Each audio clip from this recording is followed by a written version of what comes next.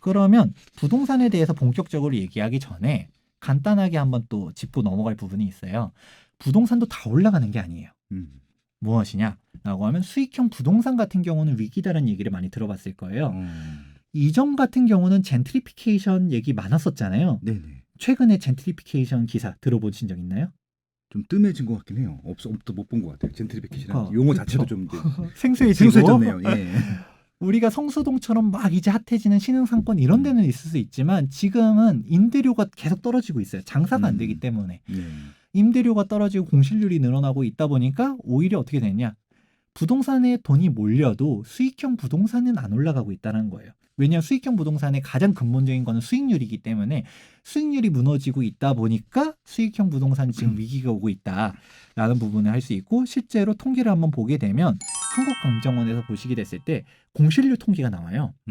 지금 2019년도 2분기, 3분기 공실률이 11.5%예요. 그러면 10명 중에 1명은 수입이 아예 없단 거예요.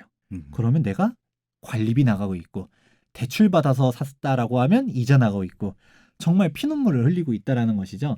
이 상가 공실률이 계속 높아지고 있는 와중에 임대료가 높아지기가 어렵다는 것이죠. 그러면 부동산 시장으로 왔을 때도 이것 때문에 제가 큰 틀로 주목해야 되는 게 두 가지를 얘기했었어요. 첫 번째는 대체 투자처 부족이었고 두 번째가 뭐였냐? 다주택자 규제였어요.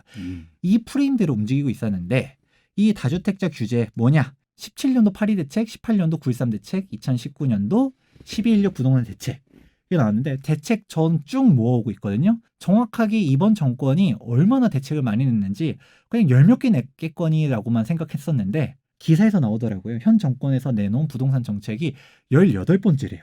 그렇죠. 18번째. 18번째라는 얘기 보고서 와 이렇게 많이 냈어 할 정도로 했는데 결국 이게 뭐냐. 정부의 부동산 대책 떠나서 하다못해 세법 개정안 2019년도 세법 개정안 보면 다주택자에 대한 부분들 더 이제 혜택들 축소해 나가고 임대사업자에 대한 혜택 축소하고 이런 부분들은 계속 나오고 있거든요. 그런 부분들도 뭐 정책에 포함 안 시켰다라고 하면 그런 세법이 개정되는 부분들도 다 어떻게 따지면 부동산 정책인 거예요. 이거는 한마디로 표현돼요. 다주택자 규제 억제 정책으로. 뭐냐? 다주택자 너네 세금 더 내. 이 한마디인 거예요. 양도세 더 내, 종부세 더 내, 임대사업자 혜택 축소에, 장기보유 특별공제 혜택 축소에, 실거주 요건 맞춰, 그리고 대출도 더 이제 다주택자면 안 해줘. 이런 다주택자 규제라는 프레임 하나로 모든 게 다 설명이 되는 거예요. 그러면 이거에 대한 영향이 어떻게 될까를 우리는 생각해 보면 되는 거예요. 이거에 따른 영향이 뭐냐? 양극화. 왜냐? 시청자분들도 한번 생각해 보면 좋으실 것 같아요. 내가 집이 5채가 있다고 생각해 볼게요. 5채가 있는데 주택 수가 많다라는 이유 하나만으로 세금을 더 내게 지금 하고 있잖아요. 네네. 그럼 부담이 될까요? 안 될까요? 되죠. 되죠. 네. 그러면 선택지는 두 가지일 거예요. 뭐냐? 버티는 사람이 있을 거고요. 현 정권 지나가면 돼라고 버티는 사람도 있겠지만 또 부담 때문에 파는 사람들이 있겠죠. 그렇죠. 그러면 우리는 판다라고 전제를 해볼게요. 어떤 집을 파느냐? 가치가 떨어지는 집을 판다는 겁니다. 지방에 있는 집을 팔게 되고 경기권에 있는 집을 팔게 되고 서울의 여러 채라면 서울 외곽 지역을 팔지 절대 강남에 있는 집을 먼저 팔지 않는다는 거죠. 네. 강남에 있는 집마저 처분했다라고 하는 순간 그러면 아예 부동산에서 손을 떼는 거예요. 부동산 손절하고 부동산 시장에서 영영 이제 떠나버리는 게 강남의 집을 파는 거지. 당장 우리 고위공직자들 얘기했잖아요. 네. 세종시에 있는 집을 팔고 잠원동에 있는 집 안 팔고. 네. 이게 현실이란 거죠. 여러분들도 똑같이 갈 거예요. 그렇게 가다 보니까 지방 집값이 하락하는데 더 일조하는 부분이 이런 부분들 나타나는 것이죠. 그렇게 되니까 다주택자 규제로 인해서 가치가 떨어지는 집들을 팔게 되는 거고요. 이것 때문에 양극화가 나옵니다. 그러면 한번 통계를 실질적으로 보게 될까요? 저는 되게 유의미한 지표로 보는 것 중 하나가 2018년도 1월달 이 상승률이에요. 되게 재밌어요. 뭐냐? 파리 부동산 대책이 터지고서 17년도 하반기 때는 사실 좀 조용했었잖아요. 네네. 언제부터 뛰었냐? 2018년도 1월 달부터 미친 듯이 뛰기 시작했는데 1월 달 보면 딱 상위 10개 구를 이렇게 파란색으로 칠해놨는데 보면 강남 4구, 마용성, 광진구, 동작구, 양천구 다 어딜까요? 서울 중심 지역들. 미친 듯이 뛰어 올랐다라는 것이죠. 다 투기 지역 아니에요, 여기다? 그렇죠. 투기 지역들.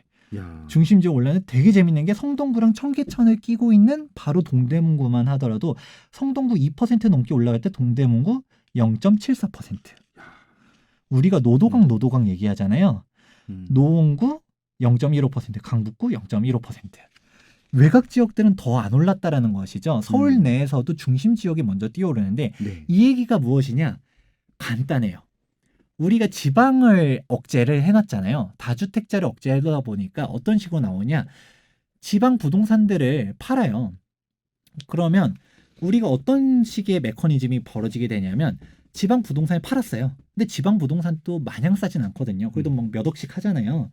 팔고서 통장에 쌓여놓고 보니까 원점으로 회귀하는 거죠. 제가 뭐라 했죠? 투자처가 없다는 얘기 했잖아요. 네. 금리가 낮다는 얘기 했잖아요. 그러니까 이 돈을 가지고서 할 게 없는 거야.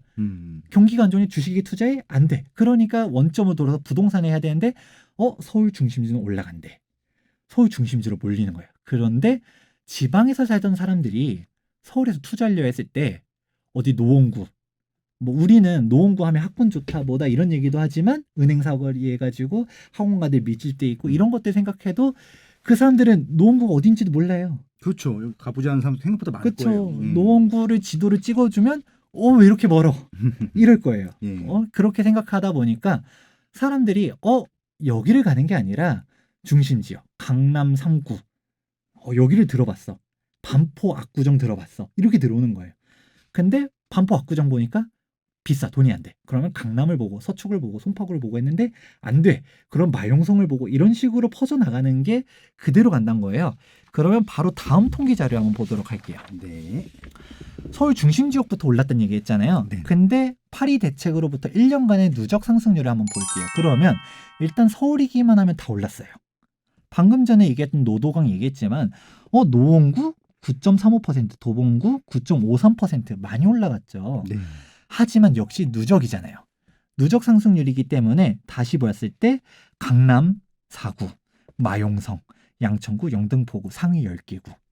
결국 올라간 데를 보면 서울은 올라갔다라고는 하지만 결국은 강남 4구, 마용성 이런 식으로 중심 지역이 더 올라갔었다. 네. 양극화가 서울 내에서도 더 벌어지고 있다는 것을 알 수 있죠.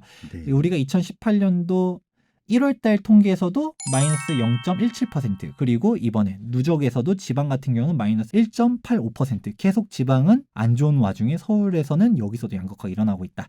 이런 얘기를 통계로서도 볼 수 있고요. 네. 그러면 우리가 이 얘기 같은 경우는 사실 제가 17년도 파리 부동산 대책이 나왔었을 때 전망을 했었어요. 이런 다주택자 억제 정책 같은 경우는 결국 실패한다 했을 때 욕이 엄청 많이 달렸었죠.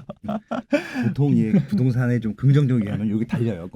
이건 뭐 그냥 그 소장님의 그 평가 때문에 게 아니라 그냥 부동산에 붙자만 얘기해도 욕을 먹게 돼 있어요. 그때 강용원 대표님이랑 했었던 영상 예전 영상 한번 찾아보니까 그 17년도 때 했었던 영상은 댓글이 막혀 있더라고요. 당시 비판이 엄청 많은데 그랬었는데 이 그때도 했었던 얘기가 뭐냐? 다주택자 억제 정책 이거는 결국 일시적인 주춤만 있을 뿐이지 결국 양극화다. 그거는 과거 사례로서도 알 수 있다. 노무현 전 정권 때를 보면 이미 정답은 나와 있다. 현재 있었던 파리 부동산 대책이 있었던 내용들을 한번 자세히 살펴보면 노무현 전 참여정권 때 있었던 대책들 그대로 다습해 가고 있었거든요. 그렇죠. 이걸 오히려 압축해내 가지고 한꺼번에 터트린 게 파리 부동산 대책이에요. 그러니까 그러면 우리는 생각해 볼 수 있죠. 전 참여정권 때 이게 규제 효과가 있었냐? 없었잖아요. 이런 다주택자 억제 정책은 양극화다. 그러면 다음 통계가 되게 유의미해요. 우리가 흔히들 노무현 전 참여정권 때 부동산 가격이 올랐다라고들 기억해요. 근데 통계를 보시게 되면 전국 통계는 올라갔어요. 그런데 수도권, 당시 버블7을 중심으로 해서 수도권이 올라갔었지 지방은 이게 상승률이잖아요. 네. 한번 대책이 빵 터지고서 상승률이 하락했다가 이제 지방 같은 경우는 바닥에서 이제 기고 있잖아요. 그러네요. 당시 지방은 상승장이 아니었었어요. 지방은 당시 뭐 노무현 전 참여정권 때 부동산 가격이 많이 올랐다 뭐다 얘기를 해도 우리는 그때 그 과실을 따먹지 못했었던 것이죠. 지방의 장은 그 다음에 왔었던 것이고요. 당시는 수도권들이 크게 올랐었던 거예요. 그러니까 결국 뭐냐? 이때도 양극화가 나타났었던 거를 과거 사례로서도 알 수가 있었다. 그에 대한 되풀이다. 그 다음 자료는 서울 내에서도 양극화가 더 심해졌다. 당시는 제가 학생이었기 때문에 사실 당시 부동산 시장 정확하게 몰라요. 근데 저희 부모님이라든지 얘기를 들어보면 아마 소장님이 더 자세하게 아실 수 있겠네요. 당시 부동산 시장을 바라봤었을 때 강북이랑 강남이랑 넘어갈 수 없을 정도의 추세는 아니었다라고들 했었어요. 저희 부모님이. 그렇죠. 2000년 초반까지만 하더라도 그렇게 크진 않았거든요. 당장 성동구에 살고 있었었지만 성동구에서 물론 잠실이 가격이 더 비쌌죠. 그래도 비쌌죠. 대출 받고 무리했었을 때 그래도 내가 그만큼 할 필요가 있었나 해가지고 선택을 안 한 거지. 선택만 했었다라고 하면 넘어갈 수 있었던 거예요, 잠실을. 그때는 잠실이라면 특별한 지역이 아니었어요. 되게 2000년도 중반의 잠실은 지금의 이상은 아니었어요. 거의 강북에 잘 나간 지역 정도밖에 안 됐죠. 그렇죠. 예. 그렇게 되니까 음. 뭐 강남 같은 경우도 그렇게 무리했을 때 넘어갈 수 있는 선이 아니었는데 강남과 강북이 넘어갈 수 없는 진짜 강이 돼버린 거예요. 네. 그게 전 참여정권 때인데 이게 실제로도 통계를 보았을 때 상승률이 반포가 10% 올라가는 거랑 마포가 10% 올라가는 거랑 똑같나요? 다르죠. 다르죠. 매매 가격이 다르니까. 그렇죠. 상승률은 똑같지만 30억짜리가 10% 올라가는 거랑 15억짜리가 10% 올라가는 거랑 격차는 오히려 더 벌어지잖아요.